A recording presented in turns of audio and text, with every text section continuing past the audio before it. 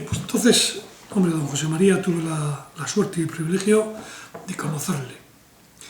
Incluso, diría, no con la intensidad de los fundadores, evidentemente, porque yo era un universitario recién terminada la carrera que aparecía en Mondragón, de los primeros, ya había anteriormente algunos. Y yo sé que don José María tenía mucho interés por los jóvenes universitarios que llegábamos allí, porque veía que allí había una aportación más, que se juntaba a la de todos los demás, que ya lo conocía más, evidentemente. Entonces, yo, en fin, ahora me pilláis un poco de sorpresa y tengo mala memoria y tendría que reconsiderar cosas, pero alguna cosita, algún detalle, creo que en este momento seré capaz de reproducir. En primer lugar, yo he vivido la experiencia de su presencia en los órganos de gobierno y directivos de Fagor, del Lagunaro, porque casi nada más llegar, que yo entré en personal entonces de Lugo Electrodomésticos, pues inmediatamente me metieron en el ámbito como especialista en derecho laboral y todas esas cosas y tal, pues me metieron inmediatamente en el Consejo Rector de Lagunaro, por ejemplo, ¿no? Y allí asistí en las reuniones incluso como miembro directivo. Fui director de personal también en UGOR, y el grupo de Eularco, etc. Pues la primera experiencia que tuve con él fue su presencia en los órganos, en las reuniones. Y hubo una cosa importantísima, y es nunca intervenía, tomaba notas permanentemente. Era un hombre que tomaba notas, que luego todo aquello le servía, evidentemente, para plasmarlo luego en el TU, que era pues, donde él trasladaba su mensaje. Esto quería decir que José María de Mendiarreta, don José María, no influía en aquella gente. No, en absoluto, todo lo contrario. Pero influía a priori, primero por una preparación remota de las cosas, segundo por un trabajo personal con la gente. Pero era un hombre tan respetuoso, yo creo que era esto, de la autonomía de los órganos, que renunciaba a influir directamente en los propios órganos. Tomaba nota y punto. Si trabajaba previamente, trabajaba previamente. Si trabajaba después, trabajaba después. Pero dejaba la autonomía de los órganos. Y yo creo que eso es un rasgo importantísimo de don José María en aquella época. Por lo menos yo lo viví así.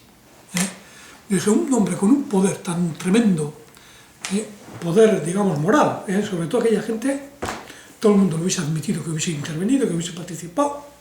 No intervenía, tomaba notas y luego yo creo que influía de otra manera. Y por supuesto influía, no tengo la menor duda, porque José María de Mendiarreta no echaba una puntada sin hilo. Y os voy a dar un dato para esto, ¿no? Y creo que es lo más característico que viví con él. Él anduvo durante mucho tiempo, porque me veía un hombre inquieto, participaba en todo. Yo tenía entonces, hombre, estaba en la clandestinidad, pero participaba en temas políticos, en temas sindicales, estaba metido en Lagunaro, estaba metido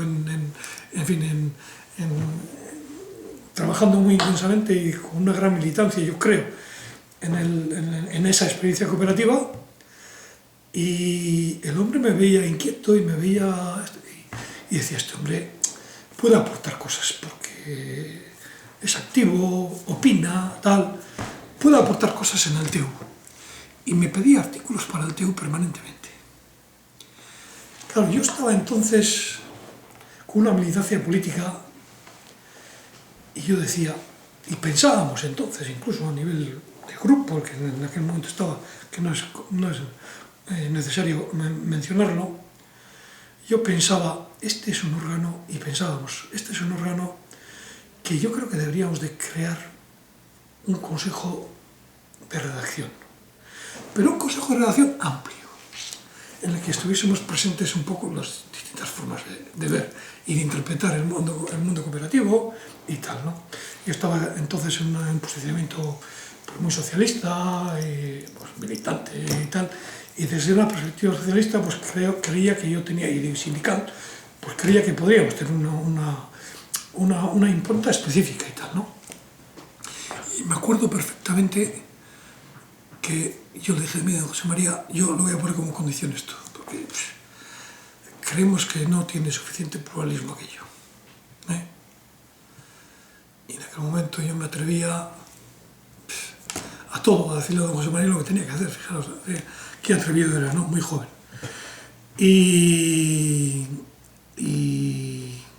después, y en ese momento prácticamente ya me dejó de pedir. Creo que un par de ocasiones más, yo no le respondía, y al final pues dejó de pedirme colaboraciones para el TU, etcétera, etcétera. Después, yo reflexioné mucho sobre el tema, porque dije, coño, pues parece que no quiere perder el control de su órgano, su órgano doctrinal, por decir así. No quiere perder el control, ni siquiera un control democrático, ¿no? Amplio, más plural. Y después, yo creo que las circunstancias me convencieron de lo acertado que había estado. Porque cuando vino, esto era la época del franquismo, al final, en los últimos coletazos de la dictadura franquista, pero estábamos en la clandestinidad, cada uno nos creíamos unos mesías, cada uno montaba un partido, casi un grupo, y a su vez nos extendíamos de ese grupo porque cada uno tenía su verdad, la verdad absoluta, y los demás no servían para nada, ¿no? O por lo menos no es que no sirviesen para nada, pero no estaban en la verdad, ¿no? La verdad era la tuya, ¿no? Y me di cuenta, dije, si el TEU, si don José María nos llega a hacer caso, o me llega a hacer caso a mí cuando yo le dije, porque no sé si otros le plantearon lo mismo, yo desde luego se lo planteé. Él ya sabía que yo detrás estaba implicado y estaba comprometido, ¿no? Eso lo sabía perfectamente porque tenía un ojo, aparte yo, pues en la clandestinidad sí, pero vamos, no como para ocultarlo a esos niveles, se me veía a distancia venir, ¿no? Y llegué a la conclusión, cuando vino la transición democrática, lo que pululábamos los distintos grupos políticos y la cantidad de problemas que nos creábamos los unos con los otros, que aquello era un guirigay, no había forma de entenderse. Dije, don José María una vez más ha tenido una visión estratégica clarísima. No puede dejar este órgano al albur de la incertidumbre de tantos intereses contrapuestos que no hay forma casi de coordinar todavía. Quizá ahora podría haber sido otra etapa, pero en aquel momento, para mí, don José María acertó plenamente, y el TU mantuvo una doctrina, mantuvo una línea de esto amplia, y etcétera, etcétera, cumplió su función perfectamente, y tampoco perdió mucho porque yo no participase en esto. Quiero decir que don José María lo hizo muy bien. Y luego hay otra anécdota, no, una conversación que tuve con él, pero que más de una vez se me manifestó. Estaba muy preocupado por la integración de los que veníamos de fuera al movimiento cooperativo. Yo, por ejemplo, a mí más de una vez me han dicho los socios de Ulgor y de Fausto Domésticos de su día, claro, vosotros venís aquí, estáis unos años, luego os vais y ya está, y se acabó, ¿no? Y nos quedamos nosotros aquí, tal. Bueno, luego han cambiado mucho de opinión en ese sentido, y reconozco que a mí personalmente, por lo menos, yo no tengo ningún problema de aceptación, y he sido apreciado, y vamos, me he llevado perfectamente con la gente de Mondragón, entre otras cosas porque no podía ser de otra manera, porque estábamos en el mismo barco, ¿no? Y implicados y militantes.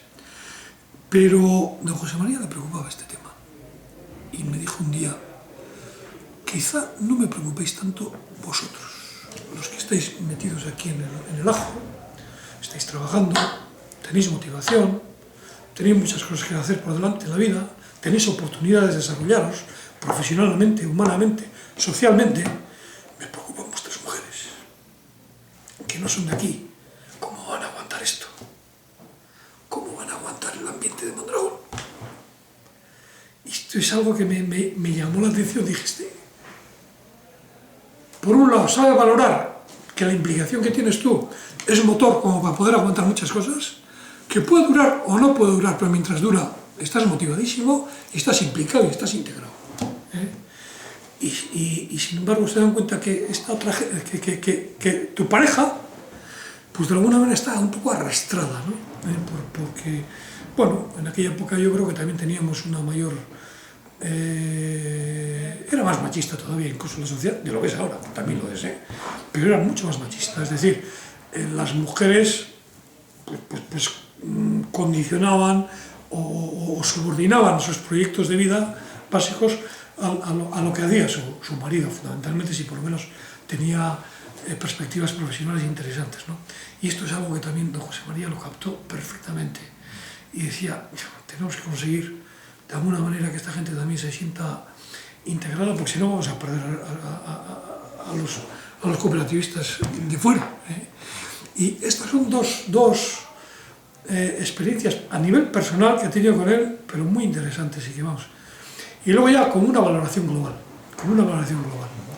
Es curioso porque yo cuando conviví con él le valoraba muchísimo, pero le creía un ser mortal.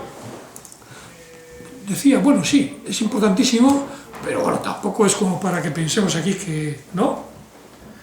Y ha sido después, a lo largo de los años, cuando me he dado cuenta que José María Arizmendiarrieta, aparte de ser un hombre tenaz, con una gran capacidad de trabajo, con una implicación absoluta, tiene una visión estratégica increíble, en ámbitos en los que no se le podía sospechar. ¿De quién era la idea? Bueno, primero crear las cooperativas, ¿no? Primero a través del tema de la educación y de la importancia que era el tema de la formación, que decía, bueno, una cooperativa es algo que forma o la educación es algo que crea cooperativistas, en fin, es algo que es intermezclable de alguna manera, ¿no? Pero la creación de caja laboral, fijaros, un banco, crear un banco, cuando nadie sabía nada. Yo les he oído a Alfonso por ejemplo, y a José María Urmachea decir, joder, si yo soy un perito químico, yo soy un perito no sé qué y tal, ¿no? Eléctrico y tal. O sea, a mí, ¿qué coño nos viene usted a hablar de este tema, no? Y al principio casi ni le hicieron caso. Y él hizo lo que siempre hacía. Decir, bueno, vamos a ver, ¿alguno me hace caso aquí para sacar esto adelante? Y cogió a José Ayala, le montó allí a lo mejor estoy caricaturizando un poco, ¿no? Pero el tío se empeñó y le montó allí en un portal y venga, y empezó con el asunto. Y al principio tuvo que implicar a todas las cooperativas porque caja laboral no era nada sin los activos de la cooperativa. Y es después cuando el caja laboral revierte a las cooperativas lo que puede revertir.